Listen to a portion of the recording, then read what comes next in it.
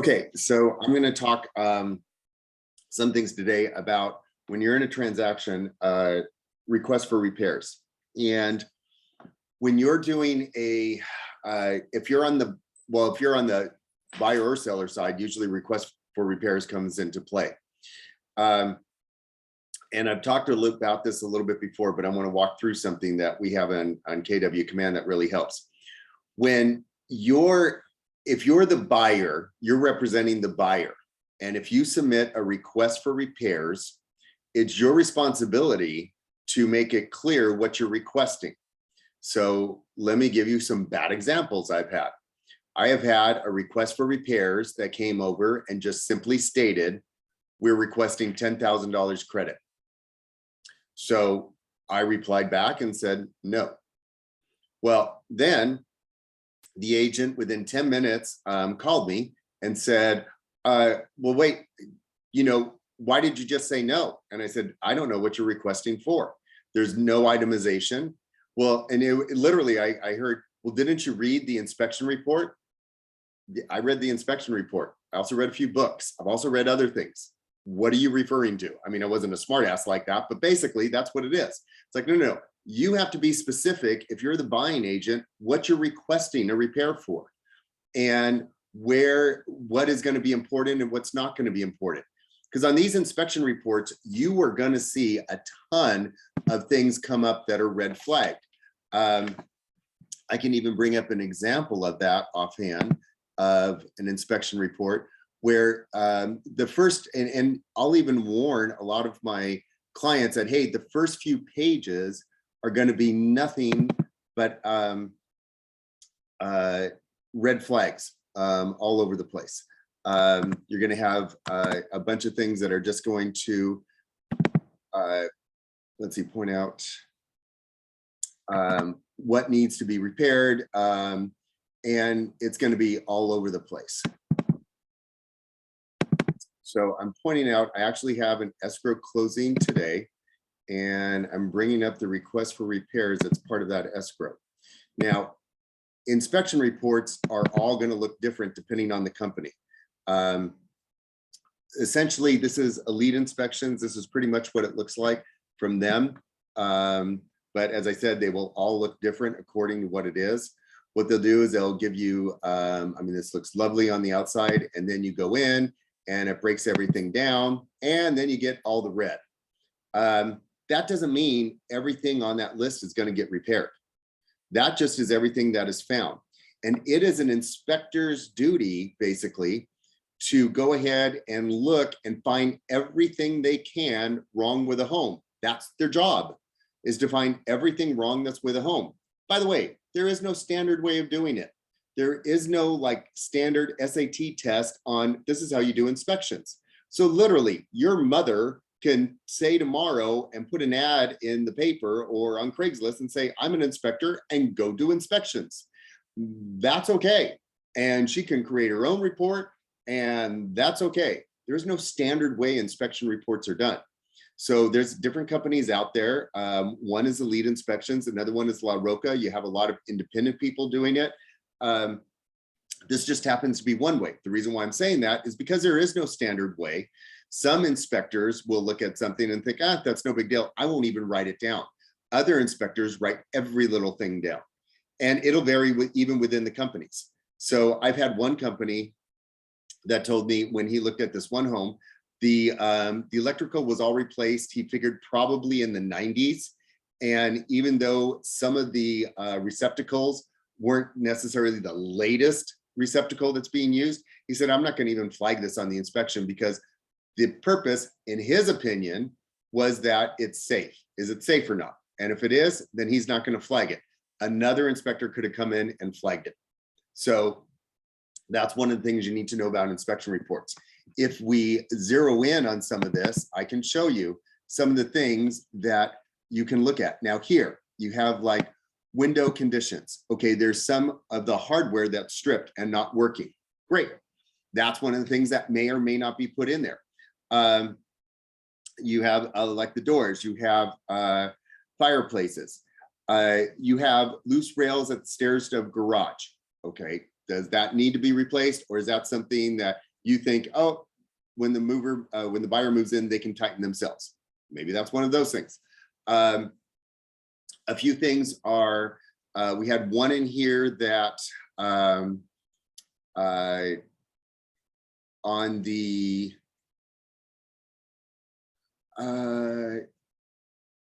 small things like refrigerant lines, where the refrigerant lines were coming in for the air conditioning into the house, there was little gaps where the stucco is. Okay, that's something that once the buyer moves in, they can probably take a little silicone tube and seal it up themselves. Not a big deal. But of course, he's gonna put every little thing in there that he happens to find. There we had one of the screens that was bent a little bit, and he cited that. Okay, fine, you bend it back in place. So not everything that's in the inspection report is going to be in here. And it's also going to vary on the deal. What if, let's say the home value is roughly, you've done the comps and the home value is going to be around $1 million and your client is paying 1.1 million. Well, if you just take it on that basis, you may think, you know what, I want a lot of stuff repaired because, you know, we're kind of paying over what the comps are. Okay, that's one scenario. However, what if they have 3 other offers that are 1.1 million, just like yours? Or you went into escrow and they got a backup offer at 1.2 million. So they would love to cancel with you because they have a backup at 1.2. So how much do you think is going to be asked on the inspection report and the request for repairs? Not as much. Every scenario is going to be different. Every home is going to be different. And that's where you need to have that conversation with your buyers on this. And if you're also the listing agent, have the conversation with your seller on what strategy and how you're going to reply to some of these things. So again, I've gotten it on this particular inspection report. I got a lazy request for repairs. It literally said, repair everything in the inspection report. Not possible. Okay. One is that there was even in the garage area, if I can bring that up, there's one in the garage area where it actually said in there, there's cracks in the garage floor. They should be monitored. Well, okay, how does that get taken care of? That's one of those things that I would have to literally be standing there 24 hours a day or somebody else standing there. Okay, that doesn't make sense. A good request for repairs is going to list everything that needs to be in there. So that's part of that. Then if you're on the buying side, you need to get estimates for this because you may have things in here. And what's going to happen is, as a process takes place, you're in a transaction. You have got 17 days, and I'm just talking standard. It could even be less, but you have 17 days to get your inspection report and your inspection contingency removed. So and that means you got to be on this, because if you do everything last minute and there's not a chance to reply, well, that can really make things a little bit sticky. But let's say you get, you state one of the things is, oh, there's some roofing tiles on the cement roof that are cracked and they need to be replaced. And that's what you ask for repair. Well, if the seller says, fine, we'll go ahead and do the repair, and then they order the repairs, well, what if the contractor can't get out there for 2 weeks? What if the tiles are special order and they won't be in for a month? What if there's all these what ifs that take place, and that could delay escrow and create a lot of problems? So most of the time people go by a credit. Well, how will they know how much to credit if there's no estimate on how much should be credited? That's one thing where, like the home that literally I'm dealing with, that was one of the issues that came up. There were some cracked cement tiles on the roof, and it's the entire building is a 2-story building. So that means that it's even added cost because it's on the 2nd story and it's not as easy to access as just a simple 1-story building. So that meant that we had, or actually the buyer's agent had to get an estimate of what that would be. Well, if you're really good friends with somebody and you can get them scheduled out there who's a professional, then they can give you that estimate. But what if there's also a list of 10 things and they're all in different areas? And that means you need to get different people coming out. That's when things can get hairy. And remember, you're on a timeline. So there's a thing in Command called Porch. And Porch is a free service And I'm going to walk you through how that works right now. Let me share that screen.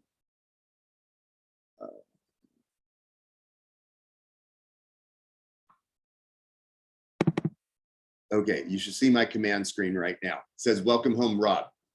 Somebody nod your head or put up a sign saying that's what you see. Okay, good. So you see, welcome home, Rob. How you get to the porch part is you go into the opportunities, which is right here. So you click on opportunities.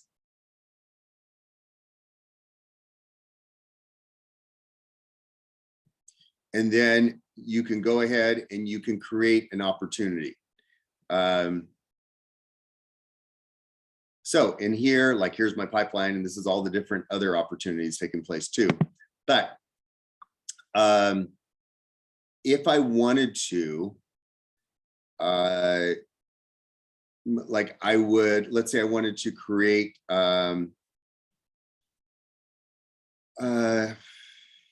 opportunity in here.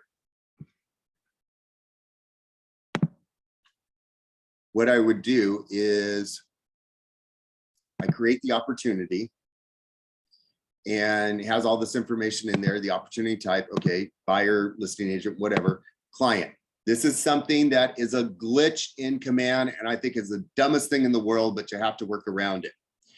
If, let's say on this call right now, we have Eric Chen, and I'm like, oh, Eric Chen's not in my database, but let me go ahead and I'll just put him in right here.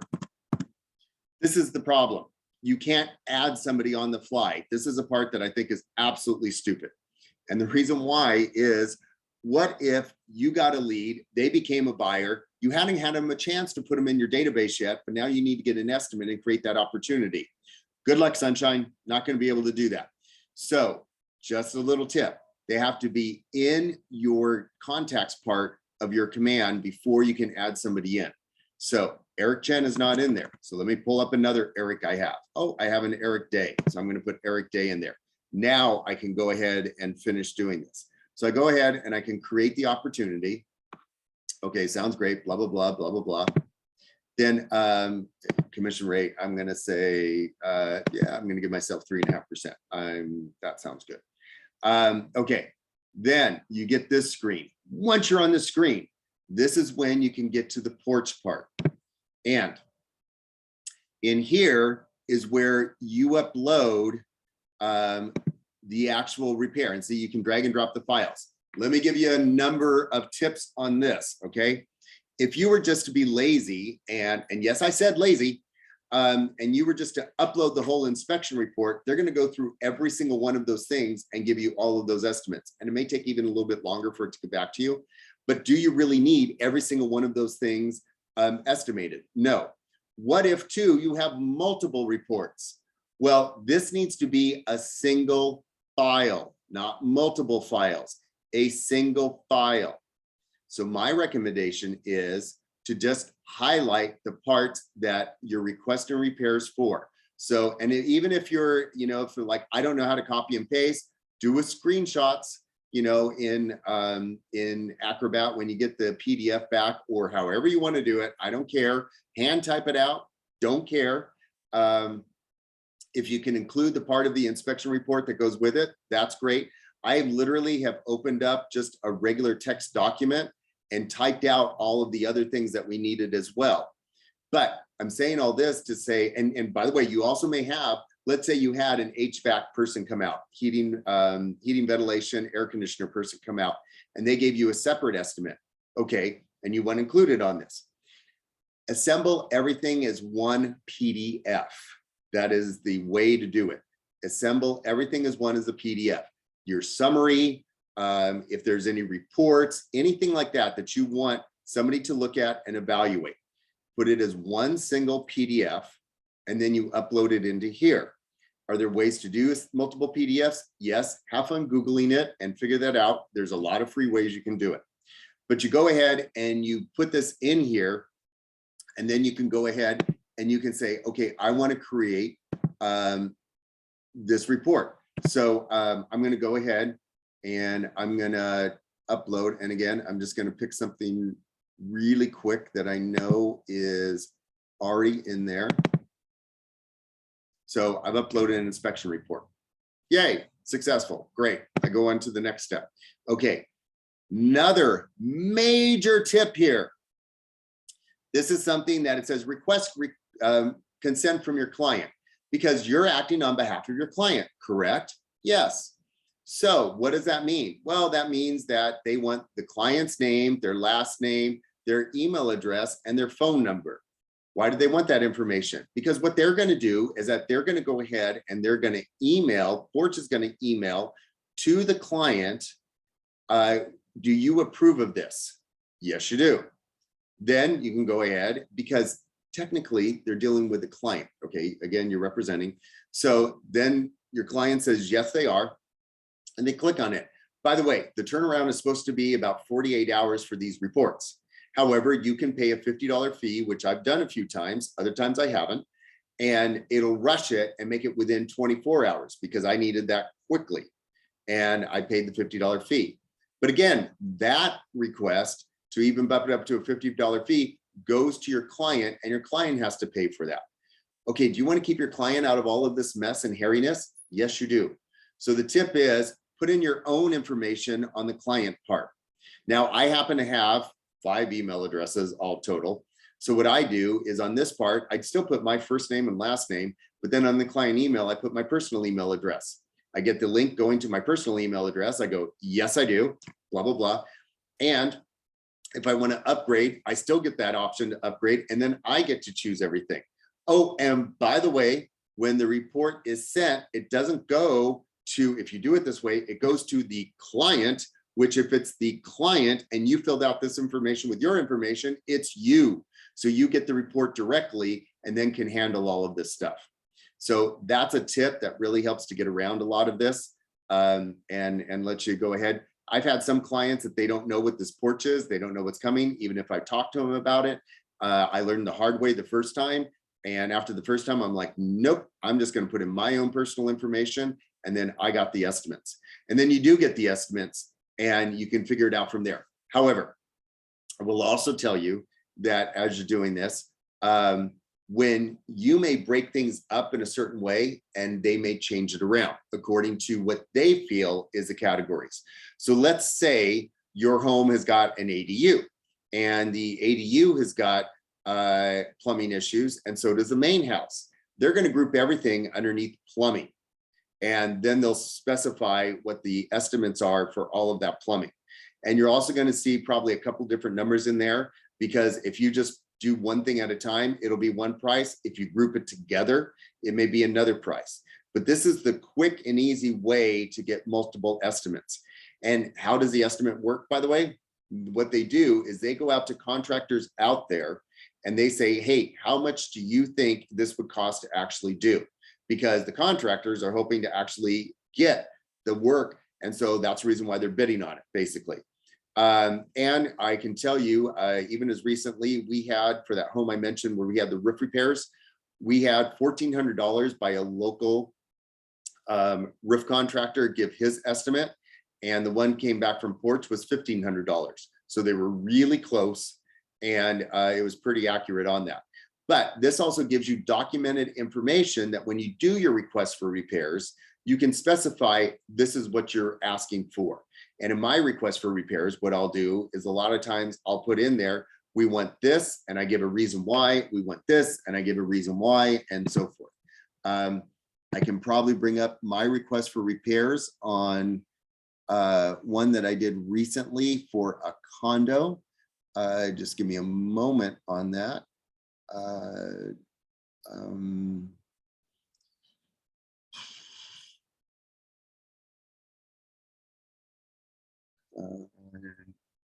No, sorry about that. I'm not seeing.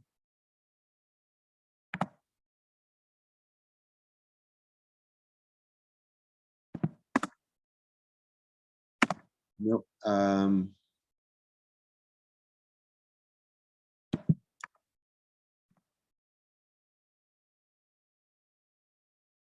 Yeah, okay, sorry about that.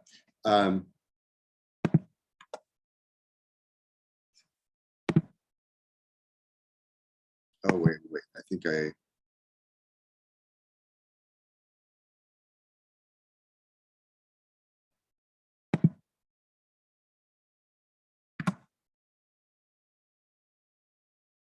Okay, well, that's enough dead air.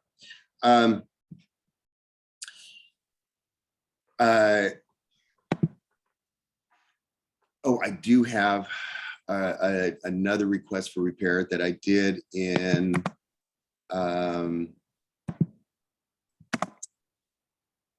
Highland Park. And in fact, Ashley on this call, she was there for that.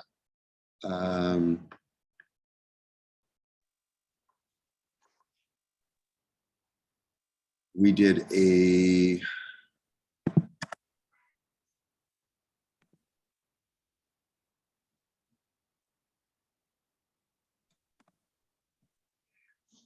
okay, that one's not coming up. I don't want to waste everybody's time. Rob, I have a question. Yeah.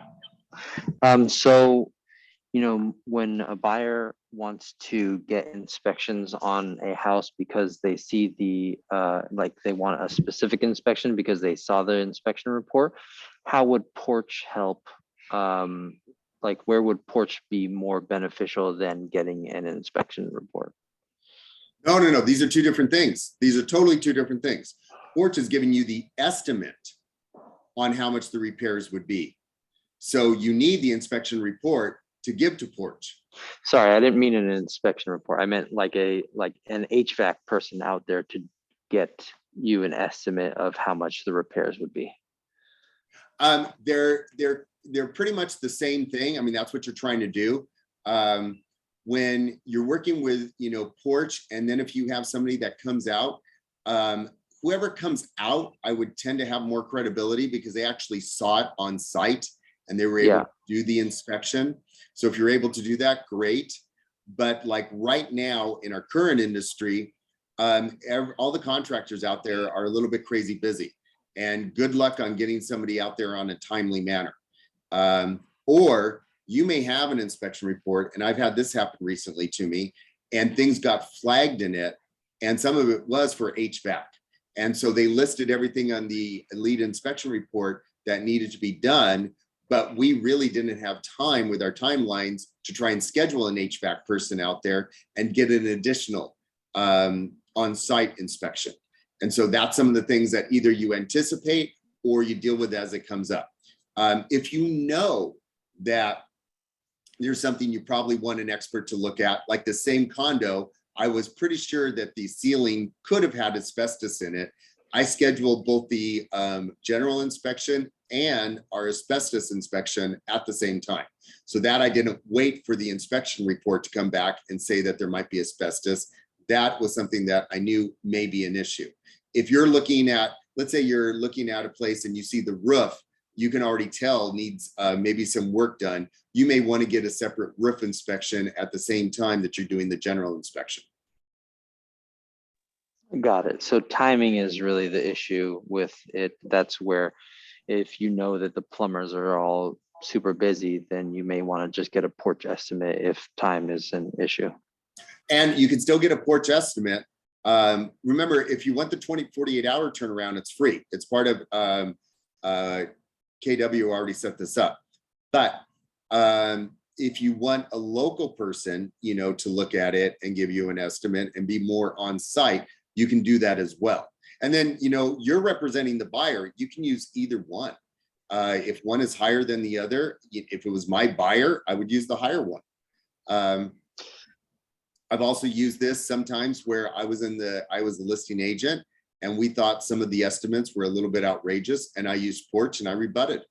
And I said, hey, you know, these are the estimates we got for some of this work. Let's talk about this. Yeah, that makes sense. And like with Porch, if you're going to pay the $50, that might be cheaper than the $300 that you pay for the plumber to come in and inspect.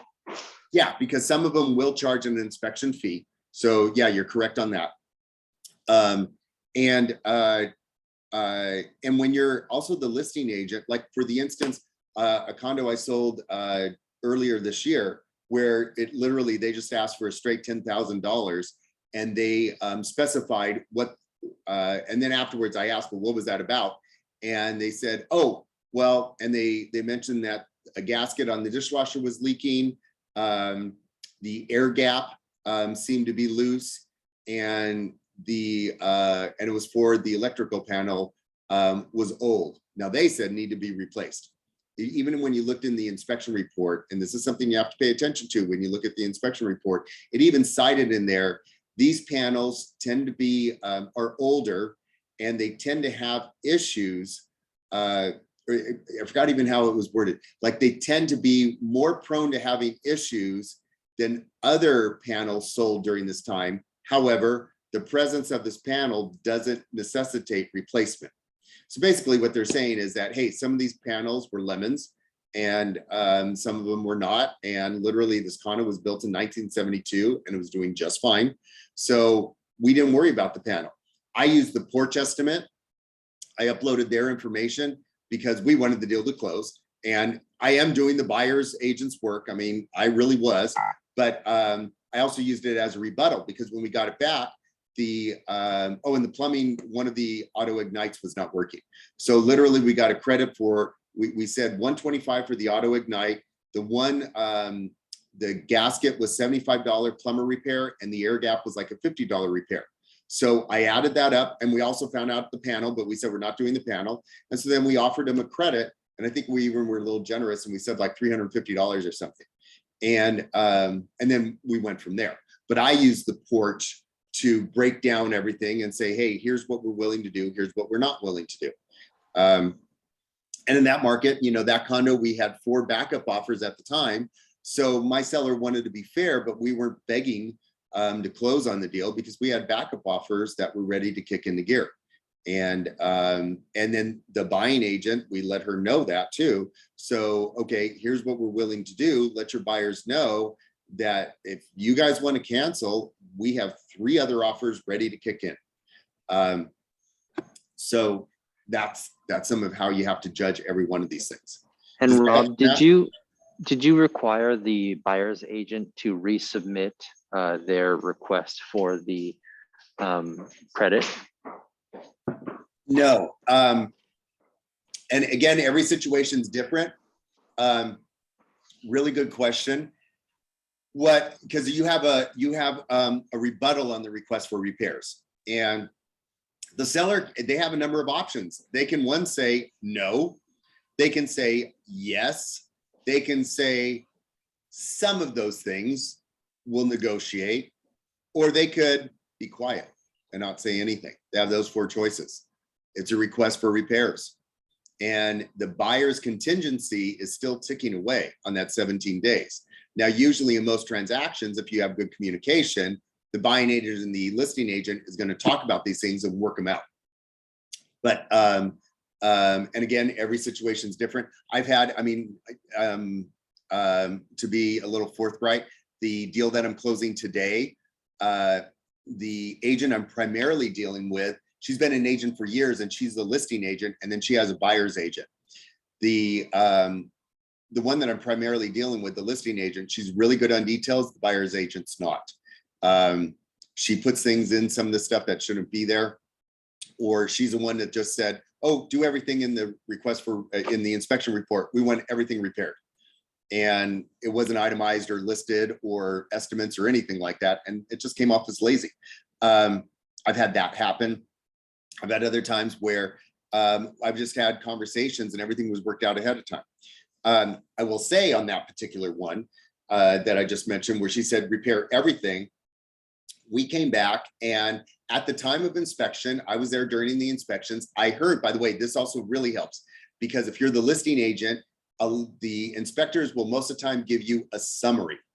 And when they give you a summary, they're telling you what's the most important things, because in the report, they're not going to cite what is the most important thing. It's just in red, you know. So the idea that you've got an air conditioner unit that's going to fall through the roof any minute, that's going to be in red. And then stating that, oh, the hot water doesn't get quite all the way hot as it should in the bathtub, that's also going to be in red. Now, obviously, one's got a bigger priority over the other, but that's just how the report is. when they give the summary, they'll tell you what the main things are. So when I was there, I heard a number of what the main things were. I heard that there was a couple of window cranks that weren't working well on the home, that there was some tiles that were broken on the roof that probably needed to be repaired. A bathroom door would not open all the way because it started hitting the floor. And one other minor thing he mentioned, and then that was it. So I had even said to the listing agent at the time, I said, okay, I'll talk to my seller about that, but I'm pretty sure all the major things he just talked about, we're fine with, and we'll go ahead and deal with that. So then this request comes in, we want everything in it repaired. No, we're not going to do everything. And so then I mentioned to the listing agent, hey, it was only those main things we talked about. And she goes, yeah, we're right. And then we worked it out, and I did a response on the request for repairs. Hey, this is what we're willing to do, and so on. But the reality is, had that buying agent been detailed and listed the major things, not everything, but the major things on there, we probably would have done a few more repairs for him or given him more credit on some of the repairs. But because she didn't do all of that, we were like, nope, we're not gonna, we're just gonna do what we verbally talked about. But again, I also had 3 other backup offers waiting in the wings that they knew about. So they also knew not to ask for a lot. Had they been the only offer at that price, and I might have had backup offers, and again, they don't know what the price is, but still, had they known that they were the top dollar offer, then probably, that's when there's going to be some give and take there. Does that make sense? Thanks. Yes, thanks. Okay. Okay, so that's the thing. Like I said, you'll get this in the repair, the porch estimate. On the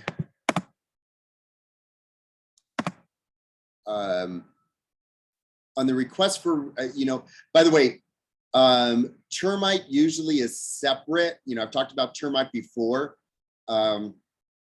Because termite, there's a section 1 and a section 2 clearance. It's a section 1 that everybody looks for.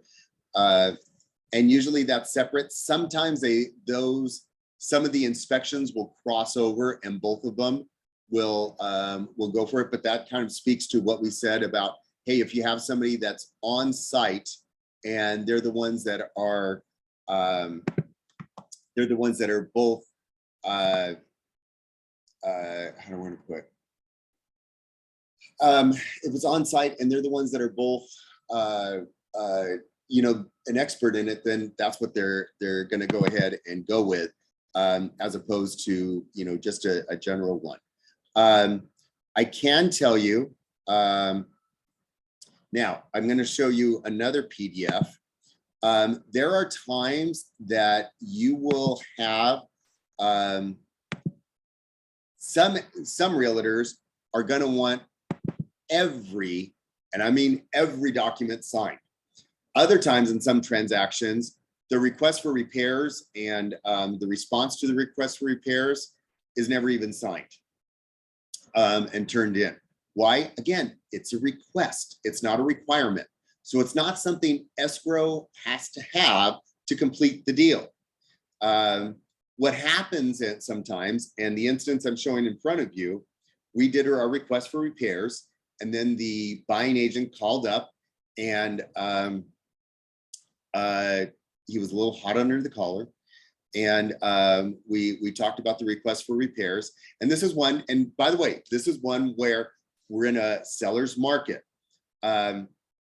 We were multiple buyers, but I knew we were also the top offer, and I also knew we were the strongest offer. So we went ahead and we actually were a little bold, and we didn't ask for everything in the inspection report, not even close, but we did ask for a good chunk of it. And this is when you have to get to know sometimes personalities in the other agent. The other agent is one of those people that kind of has an ego, but he's also one of those people that he wants to close the deal, and he wanted to make sure the deal closed. And basically we discovered with the asbestos there, the abatement for the asbestos was going to be around, I think $7,800. And then all the other repairs that we considered were major repairs was going to be about 3,200 or something. So we knew it was going to be around $11,000 in credit. And that's what I kind of put in there. And he was like, oh my God, that's way too much.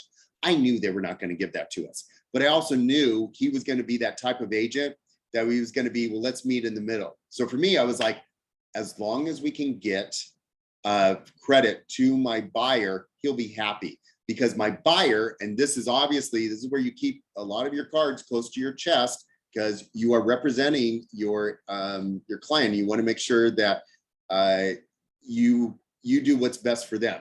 The other agent doesn't know their life story, my life story, or all those details. Of course, you're friendly, but the important details, because the important detail was my buyer was told the apartment he was renting, he had to be out within 45 days.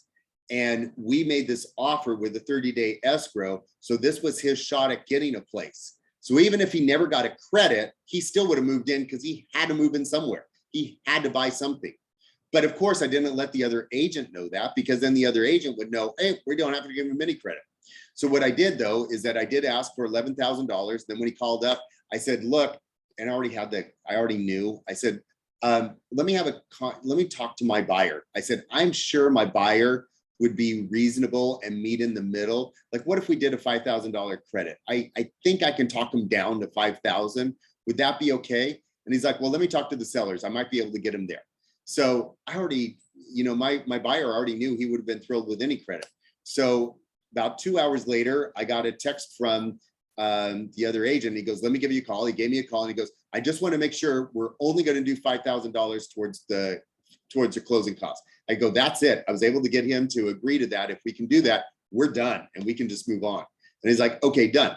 That's when we got this addendum. That's the reason why I'm showing you this. So we never signed off on any requests for repairs, any of their responses. They never signed off on any of that.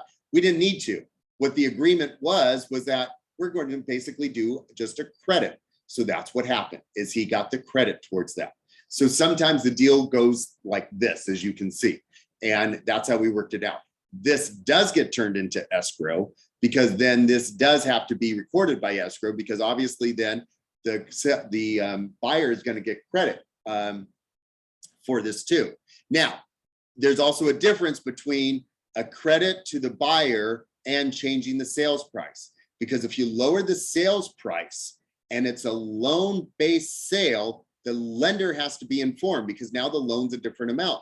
So let's say the home was selling for $500,000, and now you say, oh, now it's going to sell for $495,000. The lender has to change all of his paperwork to reflect that, because now that has changed. And minor detail, the property taxes will be different, because the property taxes are based on what the home sold for. So that'll be a little bit different as well. However, if you were to say seller to credit the buyer, then it doesn't change the sale price of the home, and the lender doesn't have to be as involved, but obviously escrow still needs to know. And this is also when sometimes too, agents like to do it this way, because the listing agent then can say, oh, I still sold that home for $500,000. I didn't have to change the price of it at all when they close out the MLS. Whereas if they change the price to $495,000, they have to change that price there, and it may reflect an escrow. Let's say the asking price for the home was $499,000, and now it shows that it closed at $495,000. That it's going to show that they lowered the price of the home before it closed. Whereas if they were able to, and again, it's $499,000 and they close at $500,000, it shows that it actually closed above the amount.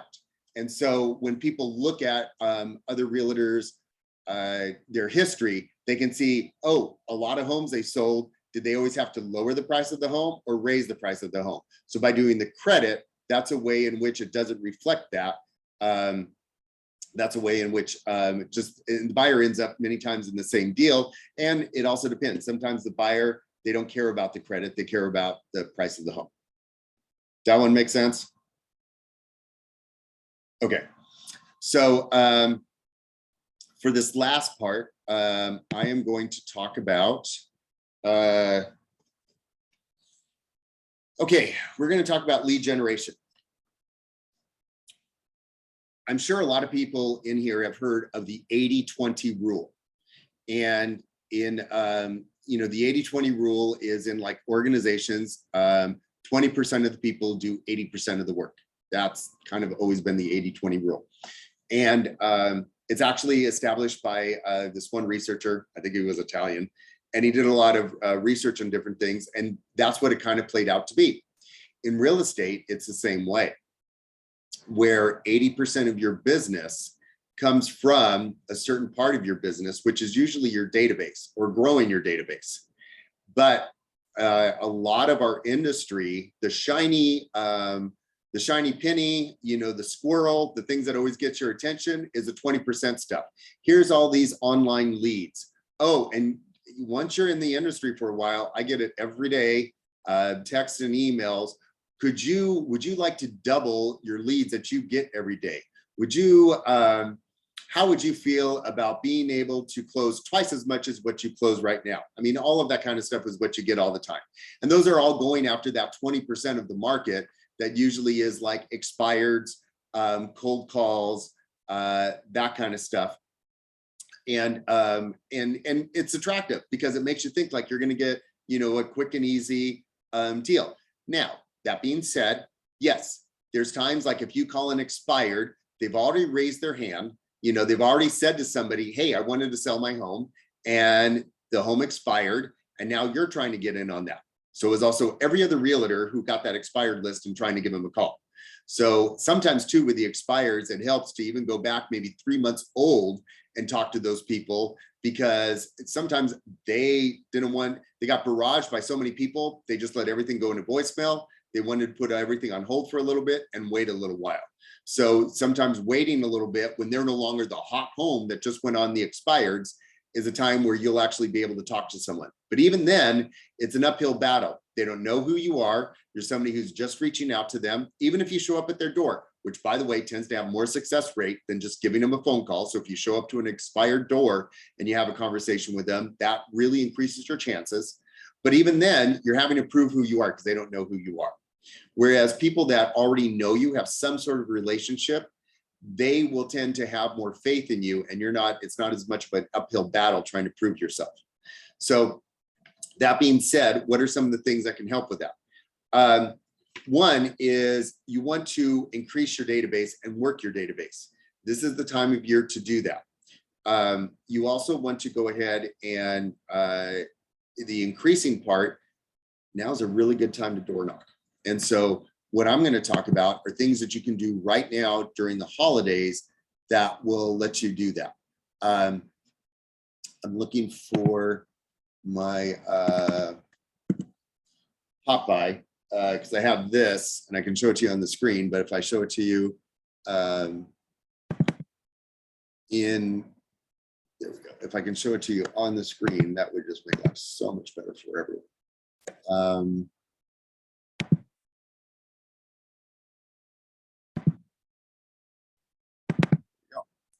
Okay. So you guys should see this. Okay. On this side is clients like you are a real glyph. Okay. And the back is, I meant to tell you, thanks for all the sweet real estate, for being such a sweet real estate client. Okay. I know it's kind of hokey, that kind of thing. Guess what? This pretty much is free for you to print and cut and then door knock with. So when you're door knocking, this is when you can just have something like this. And this is simply a gateway thing. The reason why I'm bringing this up right now is, yes, you can do pop-bys and you can do door knocking all year long. This is a time people are very open to it. This is a time of the year where people, because of the holidays and they're gearing up for it, they're very open to it. And the earlier you do it in the season, the more open they are to it, because the closer you get to some of the big boy days, they're not going to be ready to talk about things. Like I'm going to tell you that my tomorrow, today's Tuesday, on Wednesday night, tomorrow night, my sister's cooking a Thanksgiving dinner because she's going to go up to see my nephew. And so our family's doing an early Thanksgiving, which works out well because my husband, Jamal, he's doing his on Thanksgiving. So we're going there. So tomorrow, if I were to go to my sister's door and say, Debbie, do you want to chat? No, she's cooking a turkey. She's got things to do. On Thursday, if I were to do the same thing with Jamal's family, no, they're busy. So don't wait until the day before. Go have a little bit of time to go ahead. What you want to do though is if you do door knocking, this is when you can go ahead.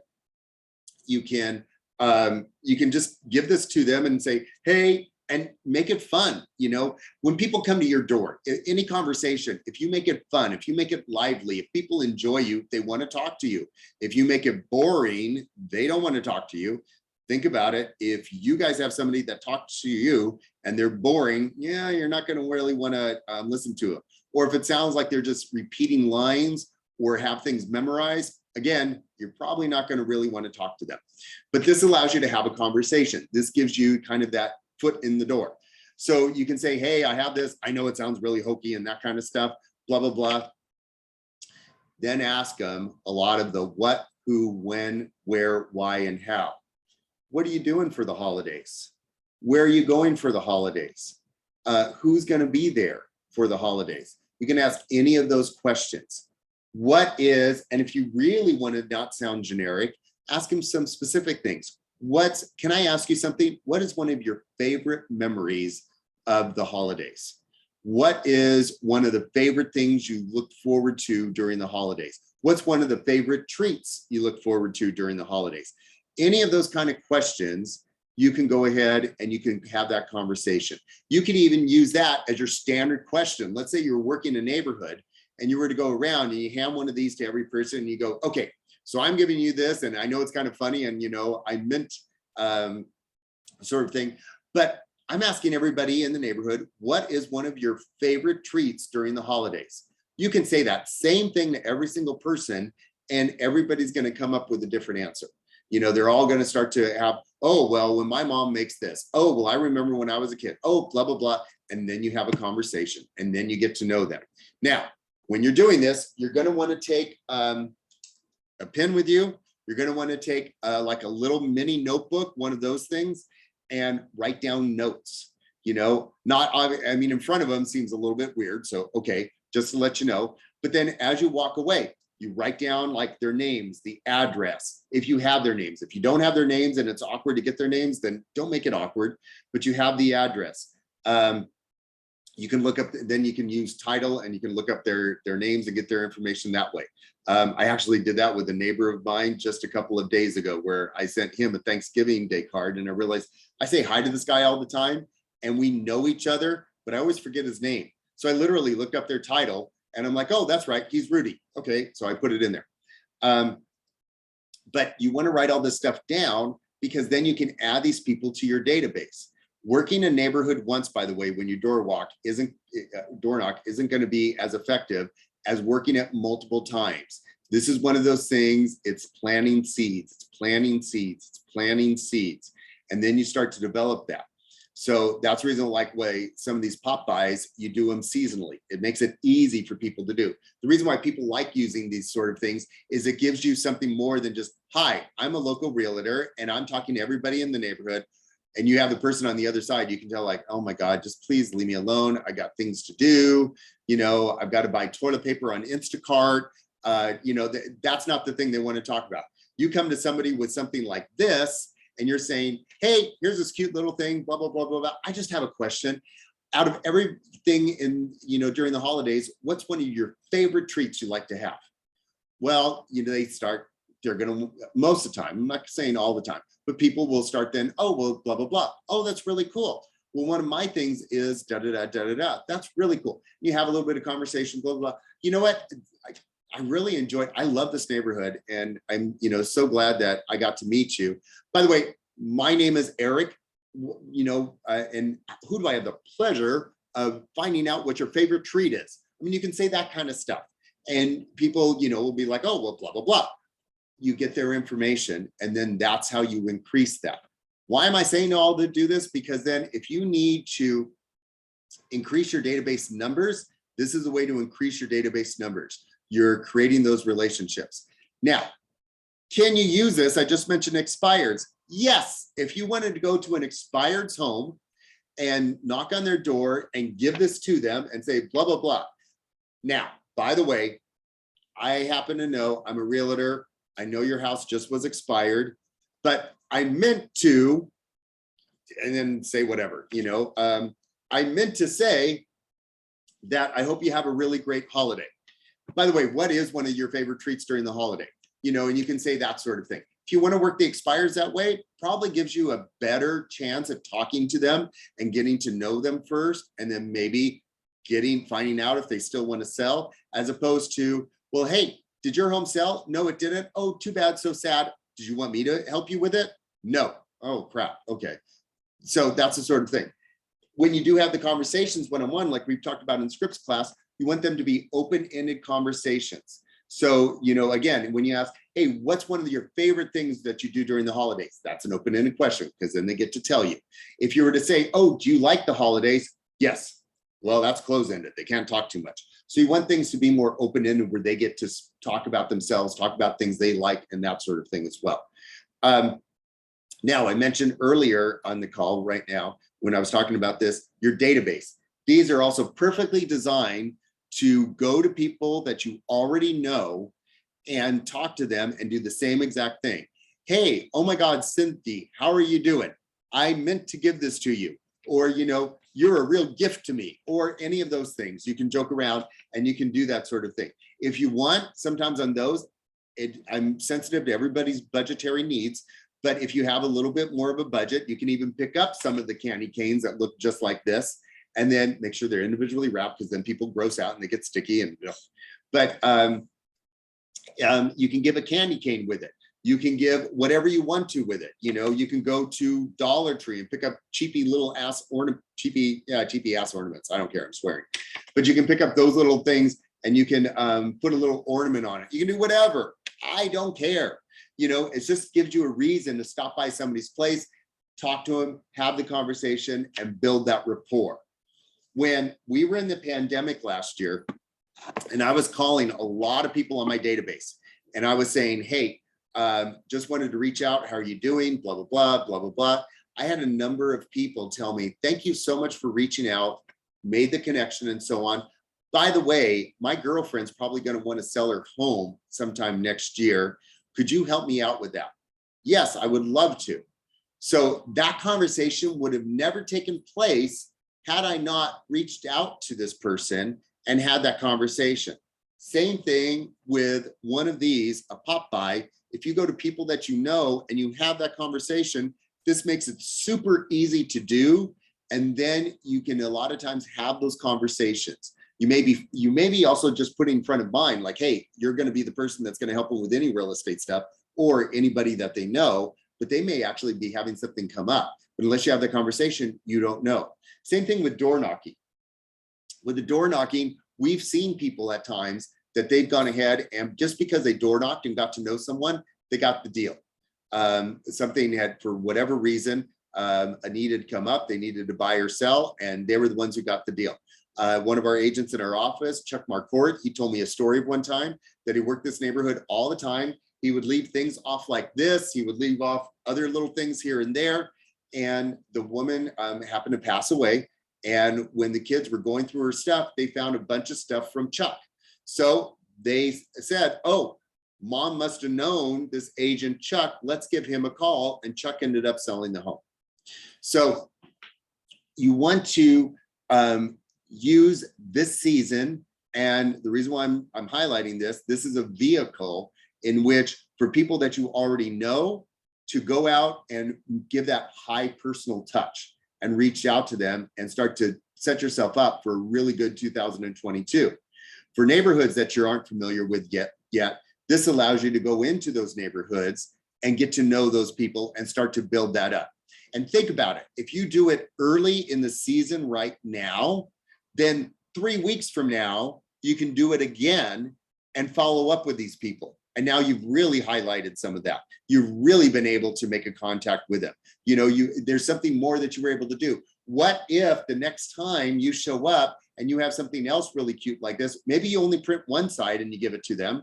And on the other side is your information. You can do whatever you'd like to do. It's up to you. But what if the first time you give them this side, which is the gifts, but then when you do a follow-up, you give them the other side with a little candy cane. And that way you can say, hey, it's me again, blah, blah, blah. Thought at this time, I want to let you know, I meant to tell you, thanks for being such a sweet client. And here's a little candy cane to show it. That's a way in which you can build up that database and start to really connect with people. That's what'll get you the business from that 80% that's going to make a difference in your business. Any questions on that? I mean, you're going to hear tons of people that have been in the business forever preach about this. And not that I didn't believe it, but when I really poured into my database and I did that, I really saw, I mean, my eyes were open, like experientially, yeah, this is really what has done it for me too. Okay, so thanks for being on here. I'm gonna continue throughout the rest of the year with more tips with the holidays and that kind of thing. But I wanted to get an early kickoff on this, and I will see you guys next week. Have a good Thanksgiving. Bye. Thanks, Rob.